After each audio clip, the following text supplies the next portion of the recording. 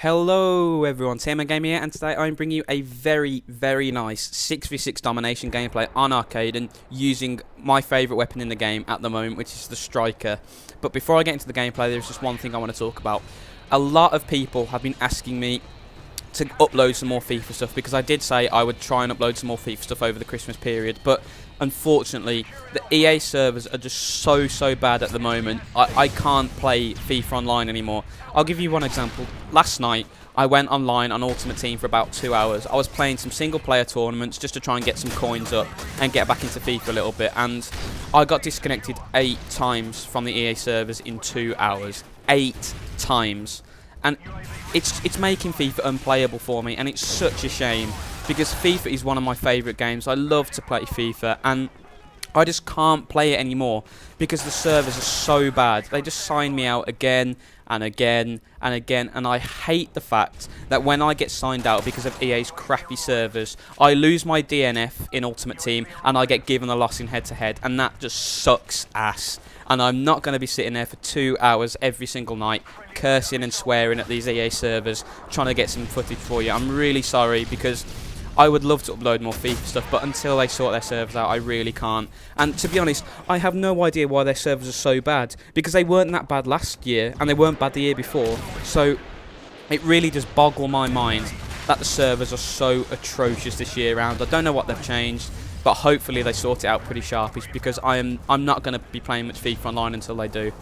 But you know, I apologise for that, guys, but it's completely out of my hands. It's not my fault that EA servers are so monumentally bad, but I'm going to keep trying, so hopefully, fingers crossed, I'll have some FIFA for you soon. Anyway, that's enough about how terrible EA are. I'm going to be talking this commentary about the spawn system, because as a lot of you know by now, over the last couple of days, Infinity Ward removed revenge spawns from Modern Warfare 3. Now, if you don't know what revenge spawns are, basically what happened was, if you killed a guy, it was very likely that he would be given the nearest spawn point to you. So that means you'd kill a guy, and 90% of the time he'd spawn to your right, to your left, or behind you. Now, this is a disastrous thing to do in any Call of Duty, but especially one like Modern Warfare 3 with a very high damage weaponry, because what ended up happening is 90% of your deaths were caused by the spawn system. Either when you spawned freshly in, you'd spawn, take 2 or 3 steps forward, meet a guy who was expecting you, and then you'd die. Or what would happen is you'd kill a guy, and then the guy you just killed would spawn in behind you and kill you. And it just resulted in so many frustrating deaths a game. It was awful. And what was even worse was the fact that Infinity Ward had spent so much time, you know, in the lead up to the game, saying, "Oh, our game's going to be all about gun-on-gun action." And the fact is, revenge spawns show how much lies that was, basically, because if they wanted gun-on-gun, they would spawn people far enough away so the next time you'd met head-on. You know, not spawn them behind you, so next time you met, you got shot in the back. And that was the thing that really annoyed me. You know, Infinity Ward spent all of this time harping on about gun-on-gun, and then in the game, they've got most overpowered knife in any Call of Duty. I mean, it's even worse than Modern Warfare 2, because in Modern Warfare 2, you had to have a perk to give you an overpowered knife. Now, everyone's knife is overpowered. And they had death streaks, and they had the revenge spawns. And all of these together just completely nullifies the gun-on-gun argument they were giving, because 90% of the deaths you got were not through to gun-on-gun. They were through to terrible spawns, death streaks, you know, stuff like that. It wasn't because someone had beaten you in a gunfight, it was because you'd spawned in front of them, or they'd spawned behind you, or they'd killed you with a death streak, or the lag compensation failed and you died because of connection issues. So it just completely undermined the gun-on-gun argument, and gun-on-gun is what makes Call of Duty great. It's what made COD 4 the best Call of Duty. You know, the spawns were good, you know, they weren't perfect, but they were good enough to spawn you regularly away from the enemy and close to your teammates. So when you did meet the enemy next time, you met them head-on in a one-on-one gunfight, and the person with the best aim won. What didn't happen is what happens a lot in Modern Warfare 3, when you would kill a guy and then he would spawn behind you and revenge kill you. And that is just, it's the worst way to die in Call of Duty or any first-person shooter, because it's dying through no fault of your own, and that is the cardinal sin in first-person shooters. The cardinal sin in the single-player game is not knowing what to do next, and the cardinal sin in a multiplayer game is dying when it's not your fault. And revenge spawns meant that the vast majority of deaths you got were not your fault, and that is such a frustrating thing. But I have to say, I'm so pleased Infinity Ward have finally got rid of the revenge spawns, and I sincerely hope that they never ever make a return to Call of Duty ever again, because they are right up there with death streaks and panic knifing as a terrible idea. I mean, in Call of Duty is all about gun-on-gun action. I mean, Infinity Ward say they understand this, but by incorporating things like panic knifing, death streaks and revenge spawns, I don't think they understand, because getting shot in the back is not gun-on-gun, that's gun-on-back. When I meet an enemy, I want to meet him head-on. And if he beats me because I have bad aim, or he has better skill, or he drop shots me or whatever, that's fine. What I don't want to do is I don't want to die because he has a death streak, I don't want to die because he panic knifes me, and I don't want to die because of the connection. And at the moment, I'm dying because of all three.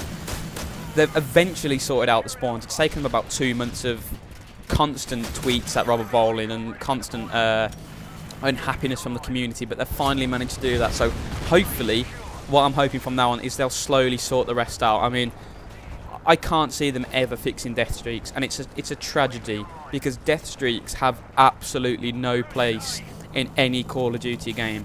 Because what I really don't like about that is it punishes players for doing well, and you should never punish a player for doing well. I mean, you get rewards for doing well through kill streaks. You shouldn't get rewards for dying. I mean, but I'll just keep referring back to COD 4, because that is the game most people see as the best one. In COD 4, if you were rubbish, you got stomped. And at the start of COD 4, I was pretty rubbish, so I kept on dying. But because I kept on playing it, I got better and better and better, and eventually, by the end of COD 4, I was a good player. So I was the one who was doing the stomping. And there's no incentive to get better in Modern Warfare 3 anymore, because, you know, if you're doing well, you go, yeah, so I've got a kill streak. And if you're doing badly, you go, oh, that doesn't matter. In 2 or 3 deaths, I'll get final stand and I'll get Dead Man's Hand, and that'll give me some cheap kills. And that is awful. It's an awful thing. So what I really hope happens is, in the next Call of Duty, which is going to be Black Ops 2, I don't think they're going to have death streaks in the game, because Treyarch learn from mistakes. And that is one thing Infinity Ward do not seem to do. They do not seem to learn from their mistakes.